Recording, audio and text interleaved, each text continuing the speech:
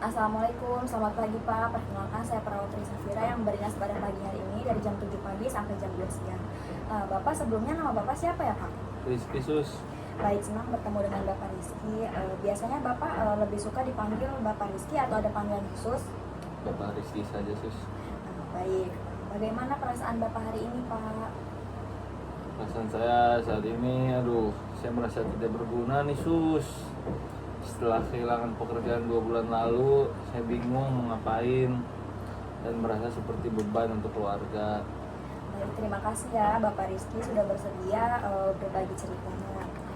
Saya bisa membayangkan betapa beratnya kehilangan pekerjaan, terutama bagi seseorang yang terbiasa aktif dan bertanggung jawab.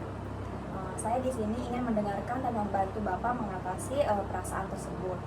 Menurut Bapak, apa yang paling membuat Bapak merasa tidak berdaya pada saat ini? Saya merasa gagal Sus, jadi kepala keluarga, tidak bisa mencukupi kebutuhan rumah tangga, jadi minder, ketemu tetangga juga. Baik, Bapak, perasaan seperti itu sangat manusiawi ya Pak ya. Jadi banyak orang yang mengalami hal serupa dalam situasi kehilangan pekerjaan seperti Bapak ini. Tapi kita juga perlu mencari cara agar Bapak bisa memulai bangkit kembali. Bapak, bagaimana kalau sekarang kita bicara tentang apa yang Bapak rasakan dan pikirkan saat ini? Dan saya bantu Bapak untuk mengenali potensi dan kekuatan yang masih dimiliki. Apakah Bapak bersedia? Boleh Sus. Baik, sekarang coba Bapak pikirkan, sebelum kehilangan pekerjaan, apa saja sih yang paling Bapak banggakan dari diri Bapak? Saya dulu tuh rajin Sus, rajin kerja keras juga, terus bisa membiayai anak saya, istri juga di rumah bisa fokus urus keluarga. Wah, bagus sekali ya Pak, itu adalah kualitas yang masih Bapak miliki sampai sekarang. Hanya karena kehilangan pekerjaan bukan berarti semua kemampuan itu hilang ya Pak ya.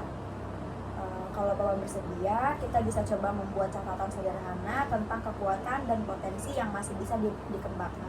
Mau dicoba nggak Pak? Boleh Sus, saya tertarik. Baik, Bapak Rizky, hari ini kita sudah berdiskusi tentang perasaan Bapak dan juga mulai mengenali kembali kekuatan yang Bapak miliki.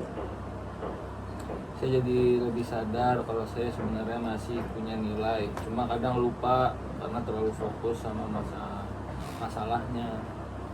Baik, itu pemahaman yang luar biasa ya Pak ya. Besok saya akan kembali untuk melatih cara mengatasi pikiran negatif yang sering muncul. Bagaimana Pak?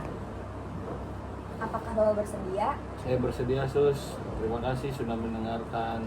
Sama-sama Bapak Rizky, sampai jumpa besok ya Pak ya. Assalamualaikum, selamat pagi. Waalaikumsalam. Assalamualaikum, selamat pagi Bapak Rizky. Masih ingat nggak Pak sama saya? Waalaikumsalam, selamat pagi. Masih Susira ya? Betul Pak, saya datang sesuai janji untuk melanjutkan diskusi kita tentang bagaimana sih Bapak bisa mengatasi perasaan tidak berdaya ini. Bagaimana perasaan Bapak Pak setelah pertemuan kita kemarin?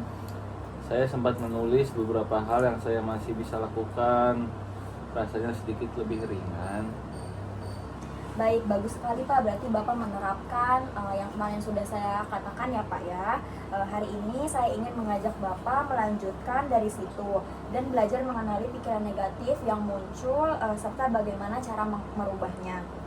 Jadi Pak, ketika merasa tidak berguna, biasanya apa yang langsung terlintas di pikiran Bapak? Saya sering merasa seperti beban Sus. Saya pikir saya ini gagal total. Pak Rizky, itu adalah contoh dari pikiran negatif otomatis. Sekarang mari kita coba hilangkan pikiran itu. Bapak, apakah benar-benar semua orang yang kehilangan pekerjaan itu adalah orang yang gagal?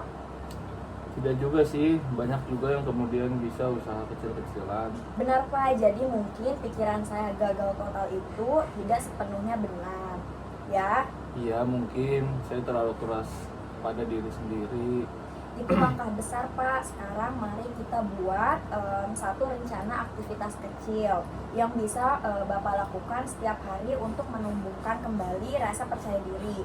Misalnya membantu anak belajar, bersih-bersih rumah, atau menjual sesuatu kecil-kecilan. Saya bisa mulai bantu istri masak dan jualan kecil-kecilan di depan rumah.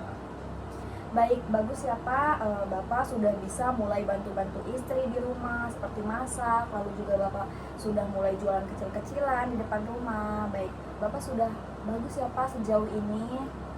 Pak Rizky, hari ini kita sudah belajar mengenali pikiran negatif dan membuat rencana aktivitas bermakna.